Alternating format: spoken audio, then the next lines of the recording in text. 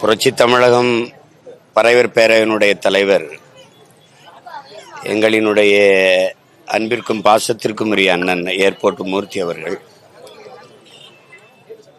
அந்த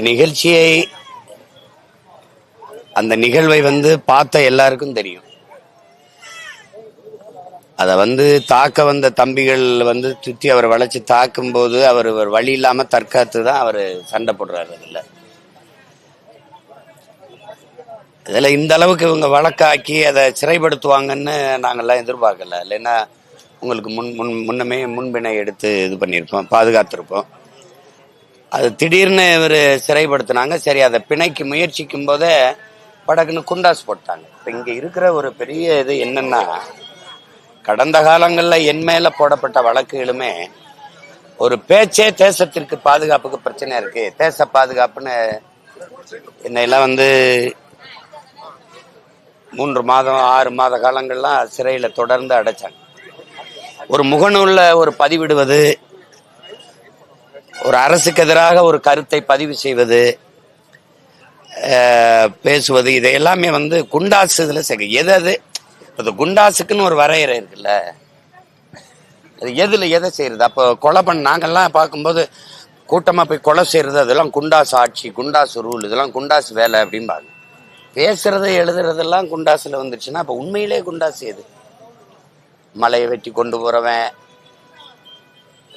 கொலை செய்யறவன், வன்புணர்வு செய்து கொலை செய்யறவன், ஊழல் லஞ்சம் பெறவன், மலைகளை வெட்டி ஏத்துறவன், மணல் அள்ளி விற்கிறவன், இந்த மாதிரி அநீதி செயலை செய்யறவன்லாம் நேர்மையால நல்லவன். இது அதை எதிர்த்து பேசுறவன் குண்டாசுன்னா இது எப்படி என்ன சொல்ல தோணுதுன்னா, அண்ணல் அம்பேத்கர் சொல்றாங்க, அதிகாரம் மிக வலிமையானதுன்னு சொல்றாங்க. ஆனால் இந்த அதிகாரம் மிக கொடுமையானதா இருக்கு. அதுதான் இங்க இருக்கிறது, ரொம்ப கொடுமையானது இது. இப்ப இதுல இவ்வளவு காலம் வச்சிருக்கணுமா? இப்ப நீதிபதிகள் அறிவுறுத்தல் குழு என்று போடுறாங்க, எனக்கும் போட்டாங்க 2 முறைக்கு மேல. அது என்ன, அது எதுக்கு அறிவுறுத்துது, என்ன அறிவுறுத்துது? எல்லா விளக்கங்களையும் கேட்குது, விளக்கங்களையெல்லாம் நம்ம ஒப்படைக்கிறோம். இது பொய்யாக இப்படி தேவையில்லாம பழி வாங்குறதுக்காக புனையப்பட்ட வழக்கெல்லாம் ஒப்படைச்ச பிறகும் இல்ல இந்த குண்டாஸ் போட்டது செல்லும்னு சொல்லுதுன்னா, அப்புறம் அந்த அமர்வே அவசியமற்றது. இப்ப இந்த வழக்கை இவ்வளவு காலம் இழுத்துட்டு வரும், இவ்வளவு காலம் ஒருத்தரை சிறையில வைக்கணுமா? இது திட்டமிட்டு அவர் குரல் வலையை நெரிக்கணும், அவர் நடவடிக்கை செயல்பாடுகளை முடக்கணும், அவருடைய பேச்சு சிந்தனை கருத்து மக்களை போய் சென்றடையக்கூடாது அப்படிங்கறத தவிர, ஒரு அரசியல் திட்டமிட்ட பழிவாங்கலை தவிர வேற ஏதாவது இதுல நோக்கம் இருக்க முடியுமா? அது 90 நாள்ல கொலை பண்ணவன் வெளியில வந்துடுறான்.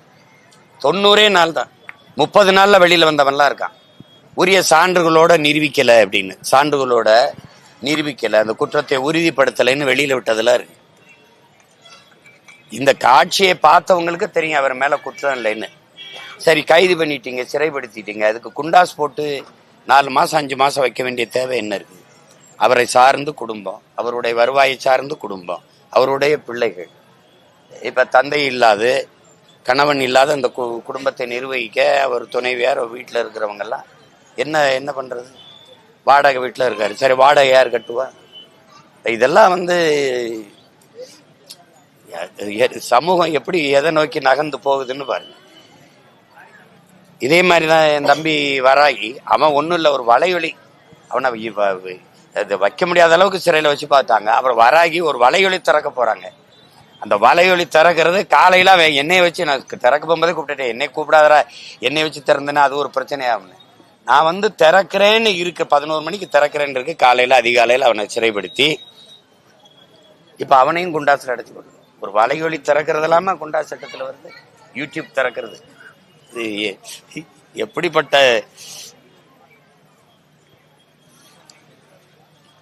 எல்லாம் சட்டத்துக்கு உள்ள கட்டுப்பட்டு இயங்குவாங்க.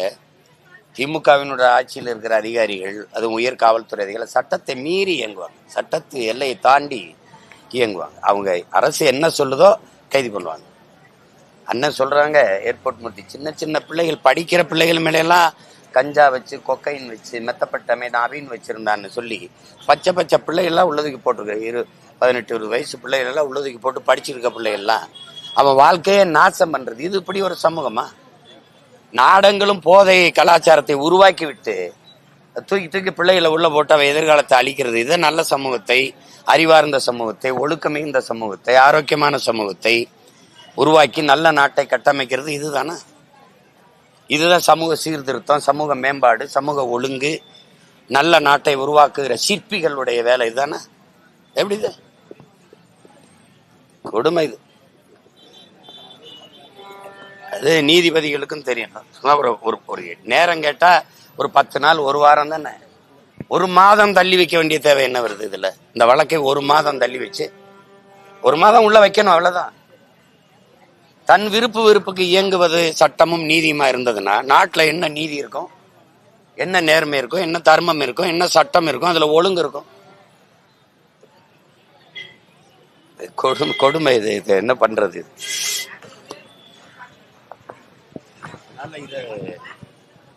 அது ஒண்ணு இல்ல, நாங்க போராடி சட்ட போராட்டத்தை செஞ்சு வெளியில எடுத்துக்கிட்டு வருவோம், வருவாரு. அதான் சொல்லிட்டு வந்திருக்கு. வேற அது கேள்வி தான்.